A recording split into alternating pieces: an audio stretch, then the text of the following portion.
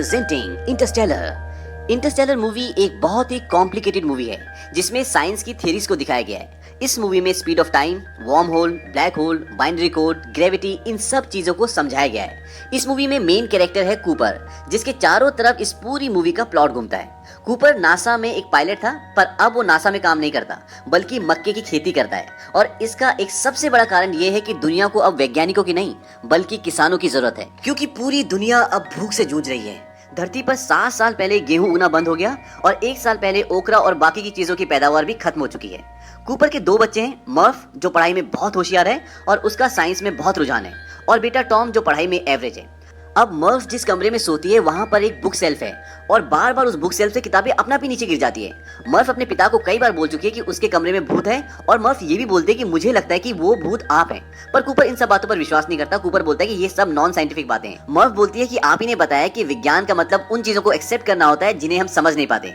Cooper बोलता है ठीक है, अगर तुम घोस्ट और साइंस के बीच में कनेक्शन जोड़ना चाहती हो तो उससे डरने के बजाय जो कुछ भी तुम्हारे कमरे में होता है उसे ऑब्जर्व करो और उसकी सच्चाई का पता लगाओ। एक बार सब बेसबॉल का मैच देख रहे होते हैं, तभी सायरन बजता है और ये सायरन होता है तूफान आने का। धरती पर अब धूल भरे तूफान आना आम बात हो चुकी है और ये धूल भरा तूफान कभी भी आ जाता है। तूफान आने से मैच बंद हो जाता है और सब मास्क लगाकर अपने अपने घर चले जाते हैं। अब जब कूपर अपने घर पहुंचता है तो पूरा घर धूल से भरा हुआ होता है और मर्फ के कमरे में फर्श पर धूल से कुछ लाइंस बनी होती हैं। मर्फ बोलती है देखा, मैंने कहा था ना कोई घोस्ट हमसे बात करना चाहता है। कूपर उन लाइंस को बड़े ध्यान से देखता है और वो मर्फ को बोलता है कि आज तुम अपने भाई टॉम के कमरे में सो जाओ। और कूपर वहीं रहकर ये समझने की कोशिश करता है कि यहाँ हो क्या रहा है। कूपर पूरी रात उस कमरे में ये समझने की कोशिश करता है कि लाइंस कैसे बनी और बुक्स अपने आप गिर कैसे जाती हैं। अब सुबह होती है और मर्फ वहां पर आती है और वो देखती है कि उसके पिता अब भी वहीं बैठकर उन धूल की लाइनों को देख रहे हैं। कूपर मर्फ को बताता है कि किताबें घोस्ट की वजह से नहीं, ग्रेविटी की वजह से गिरती हैं, और वो एक सिक्का उछालता है जो मिट्टी से बनी लाइन के ऊपर जाकर गिरता है, लाइन के बीच में नहीं। कूपर बताता है ये एक मैसेज है जो बाइनरी कोड के रूप में भेजा गया है। बाइनरी कोड एक भाषा है जो कंप्यूटर और कई इलेक्ट्रॉनिक डिवाइसेस में कोडिंग लैंग्वेज होती है, जिसमें 1 और 0 का इस्तेमाल होता है। जैसे हम किसी को मैसेज लिखने के लिए अक्षरों का इस्तेमाल करते हैं या हिसाब के लिए नंबर्स का इस्तेमाल करते हैं, इसी तरह बाइनरी कोड्स भी एक शैली है जिससे हम मैसेजेस भेज सकते हैं। अगर आप किसी को बताना चाहते हैं कि मैं मार्केट में हूँ तो आप नॉर्मली मैसेज टाइप करेंगे मैं मार्केट में हूँ, पर बाइनरी कोड में आप यही पूरा मैसेज सिर्फ 1 और 0 डिजिट के नंबरों के कॉम्बिनेशन से भेज सकते हैं। कूपर समझ जाता है कि धूल से बनी मोटी लाइन का मतलब 1 और पतली लाइन का मतलब 0 है। अब कूपर इस मैसेज को डिकोड करता है और मैसेज को डिकोड करने के बाद उसे एक लोकेशन का पता चलता है और वो और मर्फ उस जगह पर पहुंच जाते हैं। अब जब कूपर अंदर जाने की कोशिश करता है तो उसे वहां की सिक्योरिटी पकड़ लेती है और अगले सीन में दिखाते हैं कि कूपर से एक रोबोट कुछ पूछताछ कर रहा होता है। तभी वहां पर एक लड़की आती है, ये एक साइंटिस्ट है और इसका नाम एमिली है। वो कूपर को अपने साथ एक रूम में ले जाती है। वहां पर कुछ लोग बैठे होते हैं और कूपर की बेटी मर्फ भी वहीं पर होती है। एमिली के पिता प्रोफेसर ब्रेंड भी वहीं पर होते हैं। कूपर नासा में काम कर चुका होता है तो प्रोफेसर ब्रेंड को पहले से जानता है। अब वो सब लोग ये जानना चाहते हैं कि कूपर को इस जगह के बारे में पता कैसे चला, क्योंकि बहुत ही खुफिया जगह होती है और इस जगह के बारे में किसी को कुछ भी इंफॉर्मेशन नहीं होती। कूपर बोलता है कि जिस तरह से मुझे इस जगह के बारे में पता चला ये कोई इत्तेफाक नहीं हो सकता, पर कुछ साइंटिफिक भी नहीं लगता। तभी मर्फ बोलती है ग्रेविटी की वजह से हमें यहाँ के बारे में पता चला। वहां पर बैठा एक आदमी पूछता है कि हमें साफ साफ बताओ कि तुम यहाँ तक पहुंचे कैसे।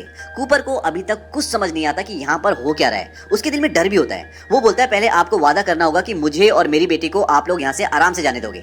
अब प्रोफेसर ब्रेंड हंसते और बोलते कि क्या तुम्हें हमारे काम के बारे में नहीं पता। हालांकि कूपर और प्रोफेसर ब्रेंड नासा में साथ काम कर चुके हैं, पर कूपर के मुताबिक नासा ऑर्गेनाइजेशन और इस दुनिया में जितने भी साइंस के प्रोजेक्ट थे वो सब आज से 10 साल पहले पूरी दुनिया में बंद हो चुके हैं। प्रोफेसर ब्रेंड बोलते हैं कि नासा ऑर्गेनाइजेशन आज भी चलती है, पर दुनिया के लिए ये खत्म हो चुकी है क्योंकि पूरी दुनिया भूख से परेशान है। और अगर लोगों को पता चलेगा कि नासा अब भी अपने स्पेस प्रोजेक्ट्स पे काम कर रही है तो लोग इस बात को कभी भी एक्सेप्ट नहीं करेंगे, क्योंकि ये सभी प्रोजेक्ट बहुत ज्यादा खर्चे वाले होते हैं। प्रोफेसर ब्रेंड कूपर को बताते हैं कि पृथ्वी अब धीरे धीरे खत्म हो रही है। हम बहुत सारी फसल को पहले खो चुके हैं और बची कुची जो भी फसलें हैं वो कुछ सालों में खत्म हो जाएंगी और धरती के वातावरण में बदलाव आएगा और धरती से ऑक्सीजन खत्म हो जाएगा। कूपर बोलता है धरती को बचाने का कोई तो रास्ता होगा, कोई तो तरकीब होगी।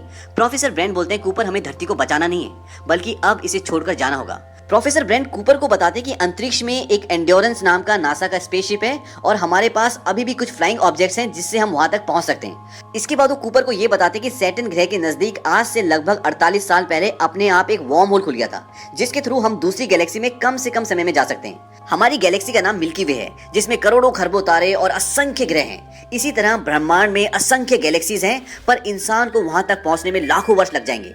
अब ये समझ ले कि वार्म होल होता क्या है। वार्म होल की थ्योरी एल्बर्ट आइंस्टाइन की है। जैसे एक पहाड़ है, अगर आपको पहाड़ के दूसरी तरफ जाना है तो आपको उस पहाड़ को पार करने में कई घंटे लग जाएंगे, पर अगर उसी पहाड़ में एक सुरंग हो तो आप कुछ ही मिनटों में उस पार पहुंच सकते हैं। बस एल्बर्ट आइंस्टाइन की थ्योरी के मुताबिक स्पेस में वार्म होल भी इसी तरह है, जो एक गैलेक्सी से दूसरी गैलेक्सी में जाने का शॉर्टकट है।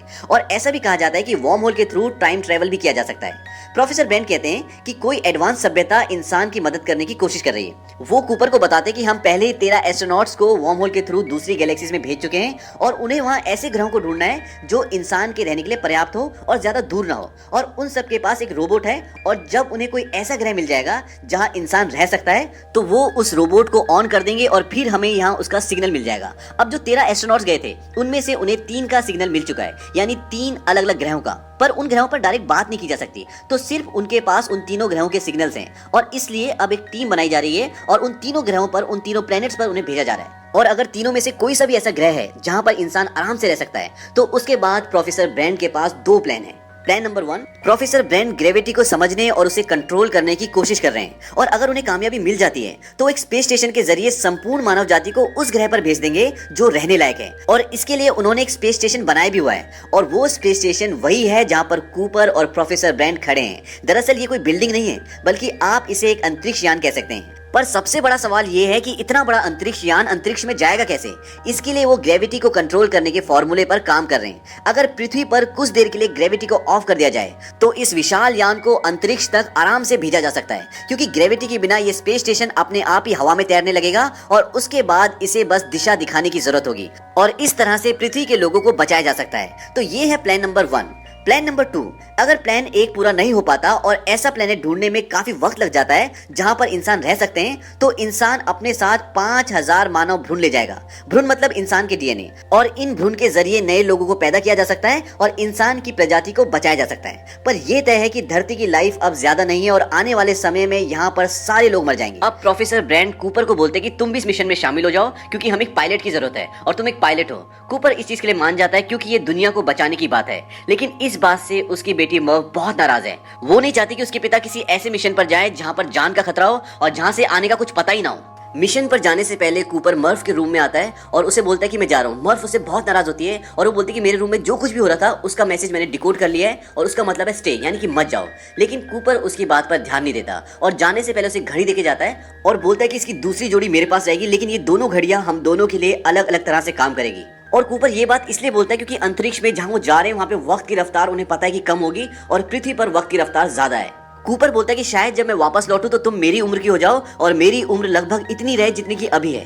अब कूपर और उसकी पूरी टीम वार्म होल से होते हुए दूसरी गैलेक्सी में पहुंच जाती है और वो उस ब्लैक होल के पास पहुंच जाते हैं जहां पर वो तीनों ग्रह हैं। और इस ब्लैक होल का नाम होता है गारगेंडुआ। और जो 3 ग्रह हैं जहां से उन्हें सिग्नल मिल रहे हैं वो इस ब्लैक होल का चक्कर उसी तरह लगाते हैं जिस तरह से पृथ्वी सूरज का चक्कर लगाती है।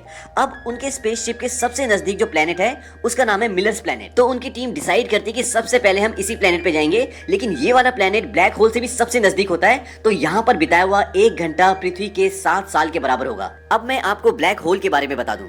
ब्लैक होल ब्रह्मांड में होते हैं और इनकी ग्रेविटी इतनी ज्यादा होती है कि अगर इनकी रेंज में कुछ भी आ जाए तो ये उसको अपने अंदर समा लेते हैं। सपोज सूरज भी अगर इनकी रेंज में आ गया तो ये उसको भी निगल जाएंगे। और यहाँ पे ग्रेविटी बहुत ज्यादा होती है, इसलिए इनके जितनी नजदीक आप जाओगे वहां पर समय की रफ्तार बहुत कम हो जाएगी। और एक यही कारण होता है कि उस प्लेनेट पे बिताया हुआ 1 घंटा पृथ्वी के 7 साल के बराबर होगा।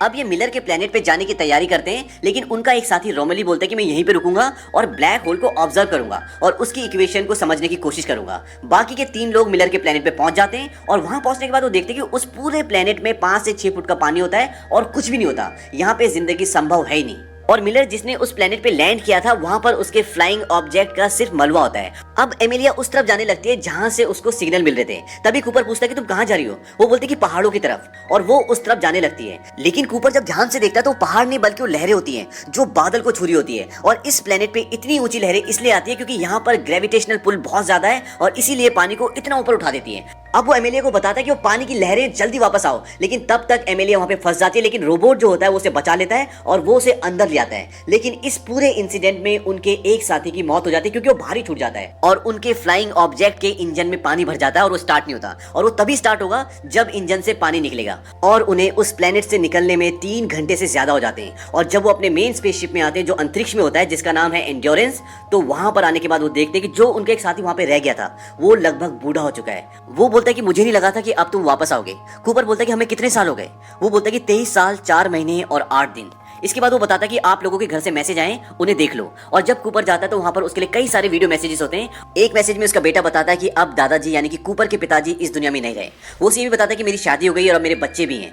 कूपर हालांकि उसी उम्र का है लेकिन अब वो दादा बन चुका है। पर इतने साल बीत जाने के बाद मर्फ ने अपने पिता के लिए सिर्फ एक ही मैसेज रिकॉर्ड किया है क्योंकि उनसे नाराज थी। और वो उस मैसेज को उस दिन रिकॉर्ड करती है जिस दिन उसका जन्मदिन होता है, क्योंकि कूपर ने उसे कहा था कि शायद मैं तब वापस लौटूं जब तुम मेरी उम्र की हो जाओ। और आज मर्फ उस उम्र की हो चुकी है जिस उम्र में कूपर पृथ्वी से निकला था और इसीलिए मर्फ इस मैसेज को अपने पिता के लिए रिकॉर्ड करती है। यहाँ पर यह भी पता चलता है कि मर्फ अब साइंटिस्ट बन चुकी है और वो प्रोफेसर ब्रांड के साथ नासा में काम करती है।